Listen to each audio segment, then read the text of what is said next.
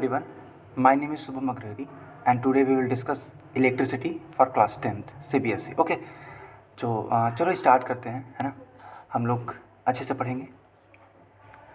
तो चैप्टर का नाम है इलेक्ट्रिसिटी। तो सबसे पहले जानेंगे कि व्हाट इज इलेक्ट्रिसिटी। ओके, देखो यार, इलेक्ट्रिसिटी एक बहुत ही इम्पॉर्टेंट सोर्स ऑफ एनर्जी होती है ना।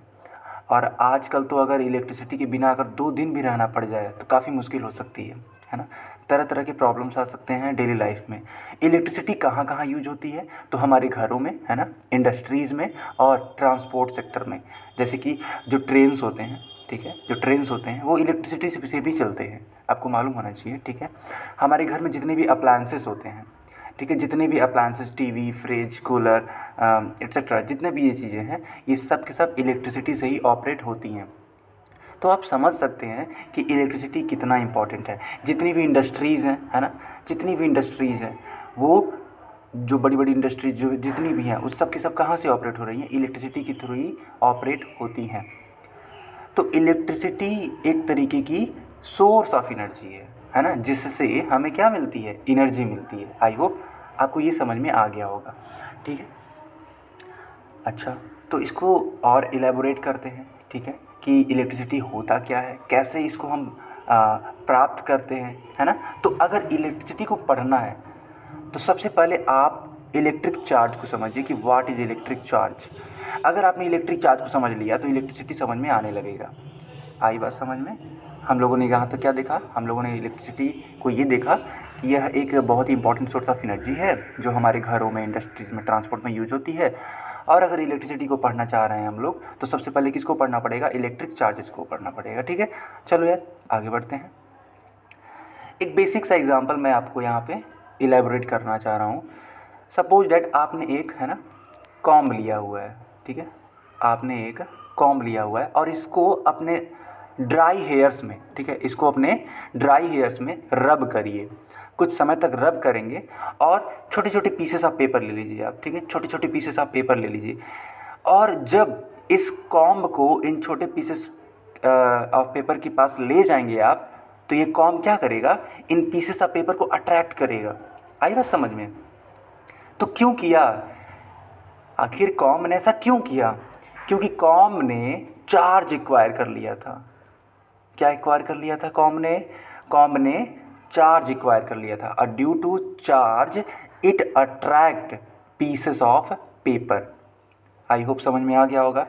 यानी कि ये सारा काम किसका है, सारा काम इलेक्ट्रिक चार्ज का है। इसको और एलेबोरेट करता हूँ मैं, थोड़ा सा और समझो।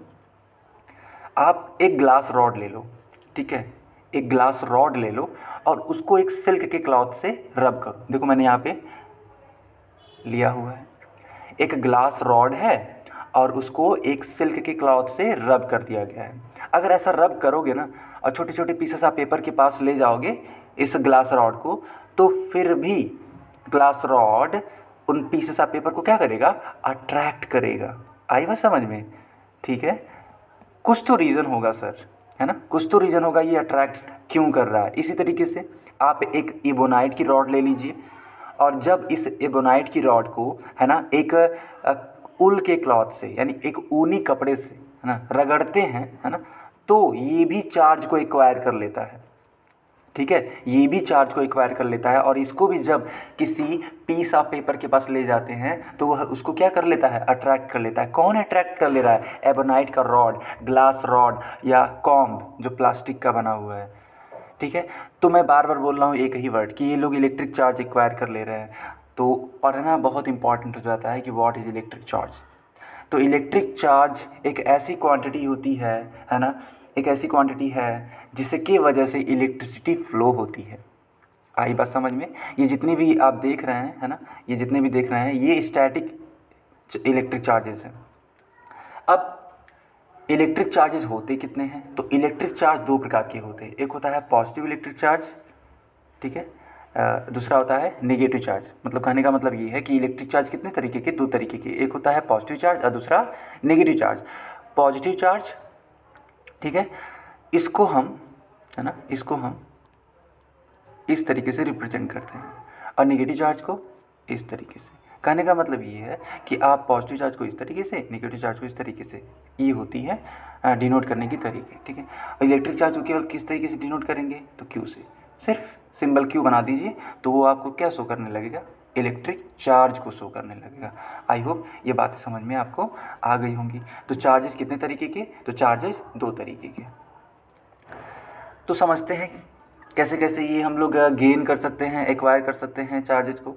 अभी को मैंने बताया ना आपको कि जब ग्लास रॉड को सिल्क के क्लॉथ से, है ना, रब करते हैं तो जो ग्लास रॉड होता है वो चार्ज एक्वायर कर लेता है। लेकिन मैंने वहाँ पे ये नहीं बताया था कि कौन सा चार्ज एक्वायर कर लेता है। तो मैं यहाँ पे ये बताना चाहता हूँ कि वह glass rod positive charge acquire कर लेता है।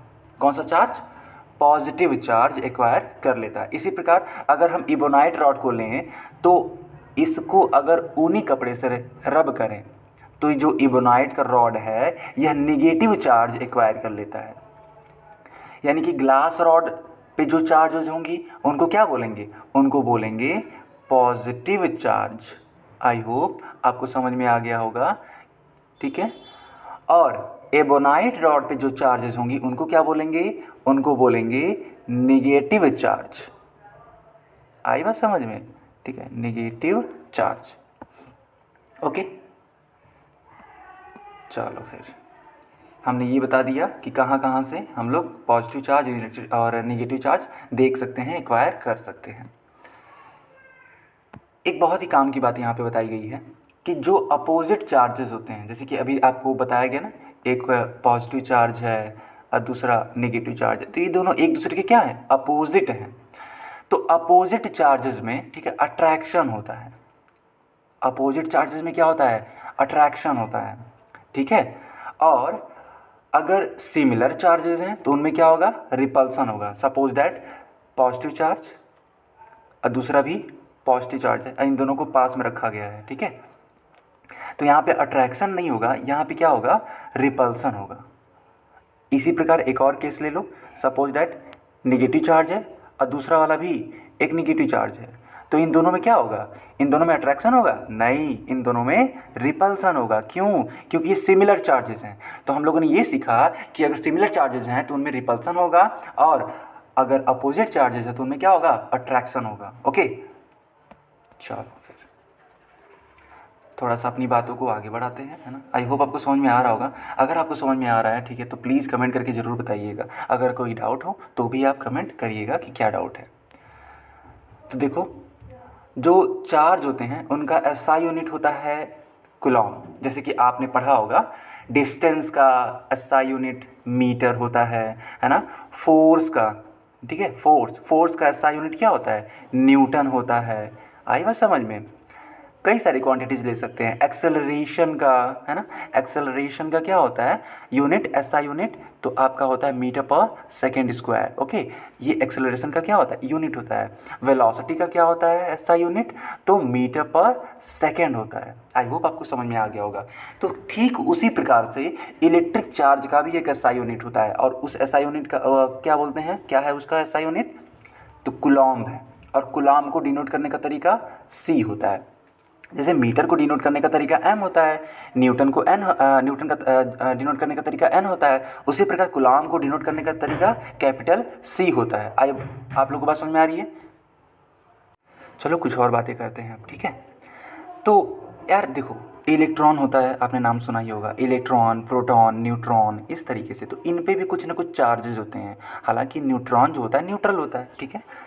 तो जरा सा बात कर लेते हैं कि इलेक्ट्रॉन पे कितना चार्ज होता है, फिर प्रोटॉन पे कितना चार्ज होता है। ओके, तो देखो बेटा, जो इलेक्ट्रॉन होता है ना, जो इलेक्ट्रॉन होता है उस पे यार एक नेगेटिव चार्ज होता है। कैसा चार्ज होता है इलेक्ट्रॉन पे, नेगेटिव चार्ज। और प्रोटॉन पे कैसा चार्ज होता है, प्रोटॉन पे कैसा चार्ज होता है, प्रोटॉन पे पॉजिटिव चार्ज होता है, ठीक है। P for proton, P for positive. Okay, I hope आपको ये रिलेट हो गया होगा। अच्छा, तो इलेक्ट्रॉन पे नेगेटिव चार्ज होता है। तो सर ये जो इलेक्ट्रॉन पे चार्ज की वैल्यू है वो होती कितनी है, तो इलेक्ट्रॉन पे चार्ज की वैल्यू होती है 1.6 इंटू 10⁻⁹ कूलॉम। यानी एक इलेक्ट्रॉन पे कितना चार्ज होगा, तो 1.6 इंटू 10⁻⁹ कूलॉम होगा। ओके, अच्छा, बात करते हैं प्रोटॉन के बारे में। तो प्रोटॉन पे कितना चार्ज होता है? देखो, प्रोटॉन पे जो चार्ज होता है वो एकदम सेम होता है, इतना ही होता है। बस अंतर ये होता है कि इलेक्ट्रॉन का जो चार्ज है वो नेगेटिवली चार्ज है और प्रोटॉन का जो चार्ज है वो पॉजिटिवली चार्ज है। ठीक है, जैसे कि मैं आपको लिख कर बता देता हूँ। ठीक है, अगर मान लो पूछ लिया गया कि what is the charge on proton, तो बस इतनी ही होगी। ठीक है, 1.6 इंटू, एक सेकेंड, ठीक है, 1.6 इंटू 10⁻⁻19 कूलॉम, ये होता है आपका चार्ज, यानी सेम वही चार्ज होगा। ठीक है, अच्छा, सेम वही चार्ज है। ओके, तो अंतर क्या है? अंतर बस इतना है कि प्रोटॉन पे पॉजिटिव चार्ज होगा और इलेक्ट्रॉन पे नेगेटिव चार्ज होगा। Okay, so that's it from my side. My name is Shubham Agrahari. I hope आपको ये लेक्चर समझ में आया होगा। अगर ये लेक्चर समझ में आ गया, ठीक है, और आगे ऐसे ही लेक्चर्स आपको पढ़ने हैं तो प्लीज़ डू सब्सक्राइब अतुल्य एपेक्स चैनल। Thank you.